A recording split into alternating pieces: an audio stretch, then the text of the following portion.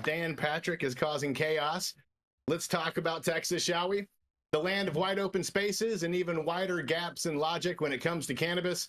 This week, Lieutenant Governor Dan Patrick announced that he's pushing a legislative initiative to ban all THC in Texas. Yes, all THC, because apparently nothing says public servant like deciding the citizens of your state are too irresponsible to handle a plant while also ignoring the will of over 60% of Texans who support legalization.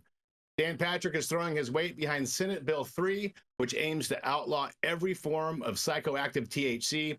This crusade comes in response to the 2019 law that allowed for hemp products containing less than 0.3% Delta-9 THC. That law was a reasonable attempt to distinguish hemp from cannabis, but according to Dan, retailers have turned it into a loophole big enough to drive a combine harvester through.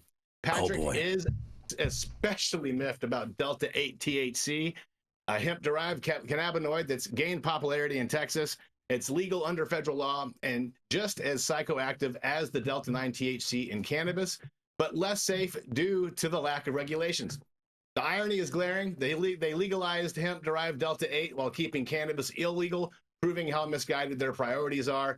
If this really was about public safety, why allow Texans to legally buy an inferior cannabis product that could potentially be full of harmful chemicals instead of embracing the safety that full legalization would bring?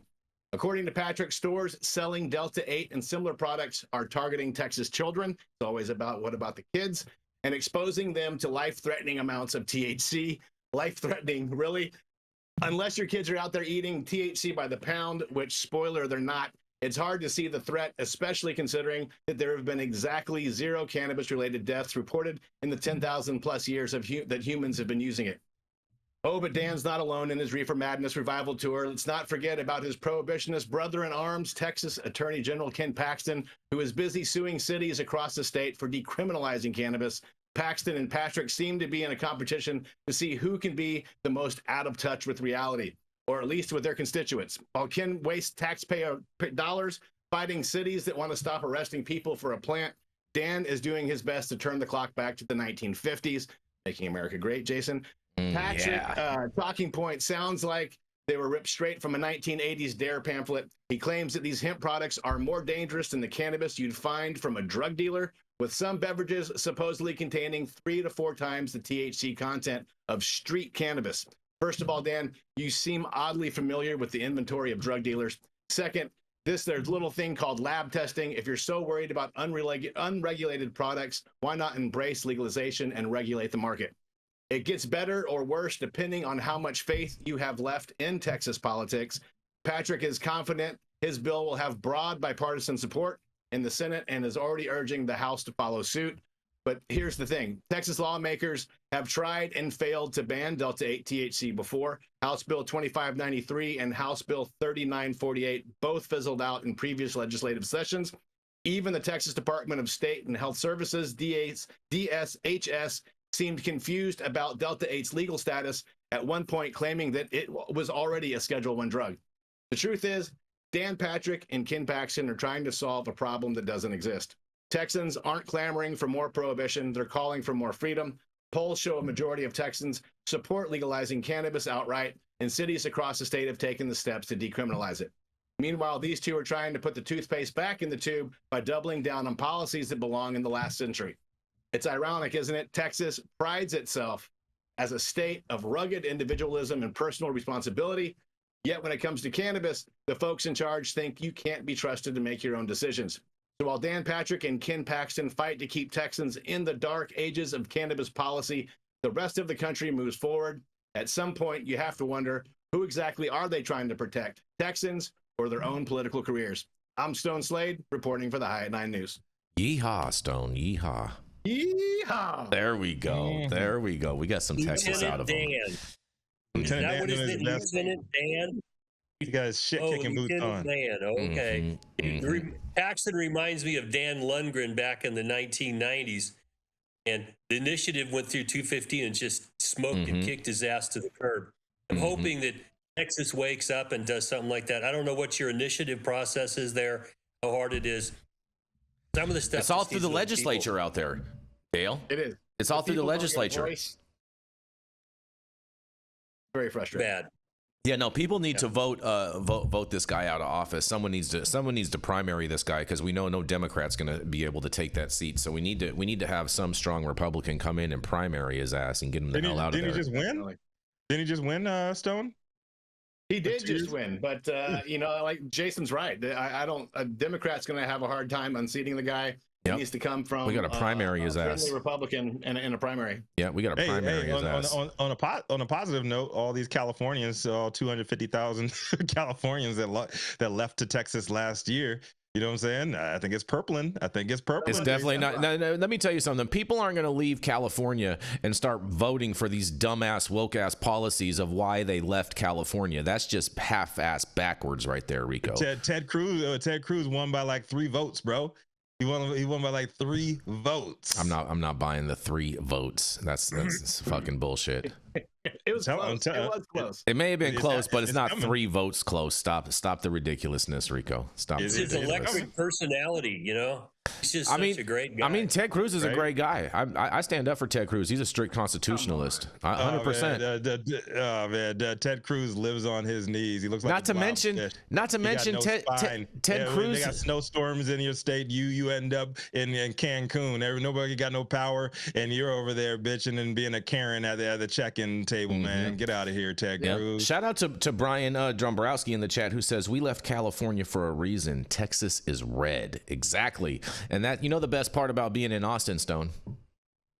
That's right. You're surrounded by Texas. Exactly. Yeah, surrounded by Texas. That's right. You know what? Bro.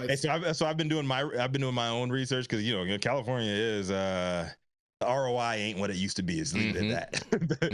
And I was very, very, very surprised to see Dallas down there, Stone. Yeah, Dallas is a big haven for a lot of liberals from California. They're going to Dallas and Austin, Houston, and Dallas. Yeah, and shout out to all of our viewers in Houston and Dallas, because those are some of our top cities on our stats on our channel of people that watch. So shout out to everybody watching from those. They're getting increasingly blue. Isn't that? No, they're not. They're red. They're red. They're super red. Increasingly they're fire red. The big cities are pretty blue, and it's the rural areas that carry the state.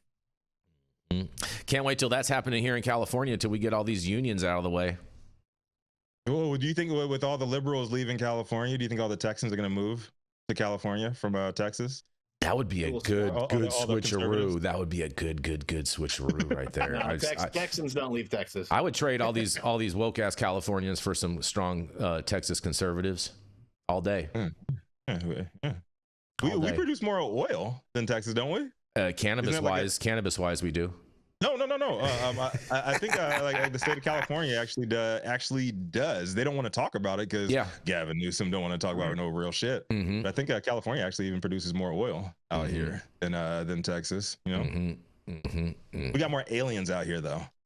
Yeah, and shout out to Steve Blessingham in the chat, who says, "Make California great again." I couldn't agree with you more, Steve. When was California great last? Last time California was great was when we had Arnold Schwarzenegger as the governor, and before that it was when we had Ronald Reagan as the governor.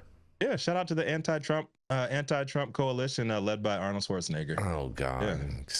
No, I like Governor Moonbeam myself. He and Linda Ronstadt were just the best thing that ever came to Sacramento. But Jerry Brown was a little wokey too, though, bro. He was pretty wokey. I came on the tail. I came on the tail end of the Brown administration here, so I don't really have much to say good or bad about Jerry Brown. I have so many jokes for this one right now, Rico. You coming in on the tail end of the Brown. Hey, he did me a solid. He did you a solid, Brown? When I got a Brown solid. It wasn't running. When I got convicted, Jerry Brown was the attorney general. We all took a real close look and said, I don't see any moral turpitude here. I'm going to let you keep your law license. So I got to give him a shout out for that. We didn't want to talk about how much weed he might have smoked with the Eagles or anything like that, but he let me keep my law license after what the feds did to me. So shout out to him for at least that much. That's fair. I'm all good with I'm all good with that, Dale. And shout out to Peter Birdsall, who says San Fran has got a lot of poop in the streets and piss. Do they still? Yeah, they do. They do. They got I a lot thought of Gavin, I thought Gavin cleaned that up for. He only cleaned it up. He only cleaned it up when China came, and that was only in just one little section that Xi Jinping was circling around and whatnot. It wasn't like the whole city. You know what I mean? It's kind of like when the Olympics came to LA. You know what I mean? Like they moved all the homeless people out of just one particular area and one particular driving route. You know what I'm saying? Same kind of thing. He did bring back retail theft felonies, right? You know, this is progress. Yeah, no, we didn't. The voters yeah, get that. Gavin made crime gate again. There was a message to California. Listen, lock those little fucking thieves up. We're tired of this shit. Yep. And on that, we are going to roll into our last commercial, and we're going to be right back.